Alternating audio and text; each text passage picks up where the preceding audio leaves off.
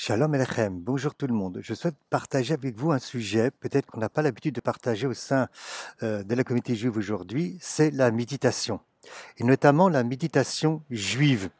Eh bien oui, il existe ce qu'on appelle la méditation juive.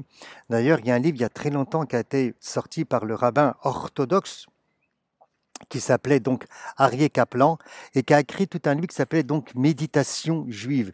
Alors c'est vrai que ce terme peut faire peur, surtout dans un judaïsme classique, car on n'a pas l'habitude de méditer. On pense que tout ça vient simplement uniquement des écoles indiennes, lorsqu'on fait des techniques de souffle, ou bien qu'on va répéter des mantras. Donc ça fait peur, surtout qu'au sein aujourd'hui du judaïsme classique, on est fondé essentiellement, et je ne dis pas que ce n'est pas important, que sur l'étude et sur la transmission à travers la parole, c'est-à-dire faire des conférences, faire des cours. Et donc, on fait appel au raisonnement, à la réflexion, quelle que soit l'étude dans laquelle on étudie. Et concrètement, ça veut dire qu'on fait appel au cerveau gauche. Mais nous avons aussi un cerveau droit, le cerveau de la contemplation, ce à quoi les psaumes nous appellent méditer. D'ailleurs, le premier psaume, il y a marqué Yégué, méditer véritablement. Alors, qu'est-ce que la méditation juive? C'est extrêmement intéressant. Et comme le dira donc le rabbin Aryeh Kaplan, qu'on s'étonne de cette expression, encore une fois, et même des juifs qui sont des nombreux rabbins, nous dira-t-il, des spécialistes, d'accord, ignorent même jusqu'à son existence, d'accord? Ignorent même son existence.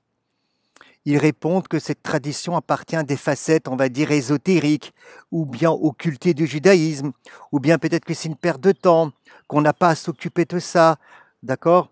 Mais c'est étranger à ce qu'on appelle donc le judaïsme classique, le judaïsme que l'on connaît. Et donc c'est pour cela qu'il n'est pas étonnant qu'un grand nombre d'ouvrages, d'écritures sur la méditation, n'a jamais accordé une place importante à la méditation juive, à la contemplation juive, à quoi le judaïsme nous appelle à méditer, à contempler. Ça va se limiter donc généralement à des analyses aux maîtres kabbalistiques ou chassidiques, nous dit-il. La méditation juive, nous dira donc dans son livre Aryeh Kaplan, dans son introduction, est pratiquement passée sous silence. Mais comment travailler réellement sur une vertu? Pas connaître simplement, recevoir une information, est-ce que c'est bien, est-ce que c'est mal? Pas simplement lire un moussard, tel que, mettons, le livre s'appelle par Messilat Yesharim, qui va nous parler des différentes vertus, ou lire même de la chassidoute, d'accord? Mais comment pratiquer la méditation? Puisque que ce soit chassidoute, que ce soit le moussard, on est appelé, et ces savants-là, j'allais dire ces génies, nous appelaient à véritablement prendre un temps de méditation. N'oublions pas qu'au départ, ce qu'on appellera le judaïsme est vraiment à l'origine d'une religion aussi orientale. Alors peut-être qu'elle s'est beaucoup occidentalisée.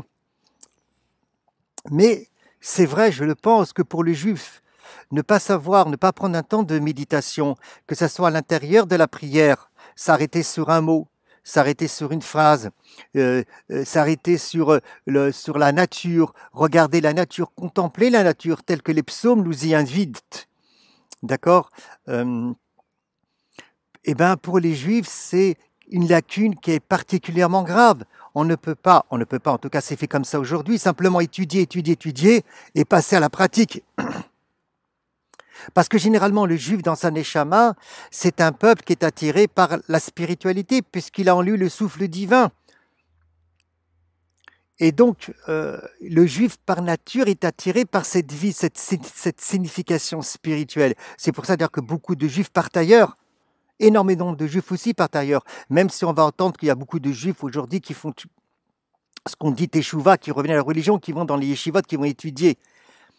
Très bien, mais vous savez, à son époque, de Aryeh Kaplan, à son époque, et c'était à peu près dans les années 1980, il disait lui-même qu'il y avait à peu près 75%, le nombre de juifs membres dans certains ashrams, d'accord? Et ces gens-là disaient tout simplement que dans le judaïsme, dans lequel tel qu'il était aujourd'hui proposé, ils ne trouvaient pas une spiritualité. Ça ne veut pas dire que dans le judaïsme en soi, il n'y a pas de spiritualité. Bien sûr que oui, mais simplement c'est vrai que ce n'est pas enseigné. On n'enseigne pas, même aux Bachur Yeshiva, aux jeunes de la Yeshiva, à prendre un temps pour méditer. Comment méditer? Quoi méditer?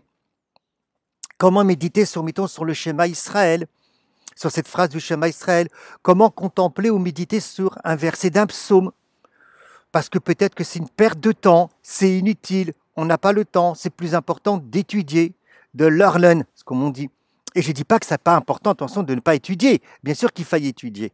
Mais c'est important de prendre un temps, car chacun est appelé à méditer, à contempler en fonction de sa sensibilité, avec des méthodes différentes qui sont données au sein même du judaïsme pour être en contact avec la présence divine. C'est ça aussi qui est important, ne pas l'oublier. Ne pas oublier que toute cette étude, c'est almenat lasot, c'est pour faire. Faire, c'est pour faire quoi? Faire les mitzvot, c'est de vivre aussi la présence divine. C'est pas simplement faire les mitzvot pour faire les mitzvot, car le mot mitzvah vient du lachon safta vechibour, c'est-à-dire être attaché, être uni. Vivre la présence divine ici-bas. Et ça, c'est à l'aide aussi ce qu'on appelle de la hitboninut. Alors on peut passer en compte par plusieurs méthodes. Le Rabbi Nachman de Breslavden dit qu'il faut un temps pour parler avec Akadosh Baruch Hu. D'autres vont dire qu'il faut méditer véritablement avec Bina, voilà, véritablement de contempler. D'autres qui vont faire avec des techniques de souffle qui sont très juifs, puisque c'est décrit Veyarpar Ba'apav Mishmatrayim. Il a insoufflé en nous son souffle divin. D'autres vont répéter simplement aussi une phrase, un verset, qui vont le répéter continuellement, qui vont le méditer pour essayer, voilà, d'essayer de vivre ce verset-là. Je vous invite, si vous avez des questions d'abord, à y réfléchir. Si vous avez des questions, vous pouvez me joindre sur Torah Or. Mais je vous invite vraiment à prendre du temps à méditer, à écouter les sons de la nature, à voir Akadosh Baruch Hu à travers la nature, à voir Akadosh Baruch Hu aussi à travers l'étude. Mais ça, c'est la contemplation. Pas simplement d'étudier une idée de la Torah, mais à contempler, à méditer, à visualiser.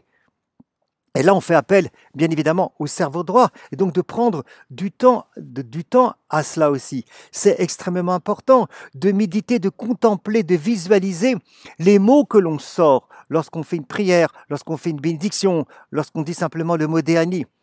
Il y aura un impact incroyable à l'intérieur de nos sentiments, à l'intérieur de nos vertus, parce que nous ferons appel au cerveau droit. Et ça, le cerveau droit, il est en contact direct avec la visualisation. Et la visualisation, elle est en contact direct avec ce qu'on va créer en nous, des émotions, des bonnes vertus. Oui, je vous appelle à prendre un temps véritablement de méditation, de contemplation.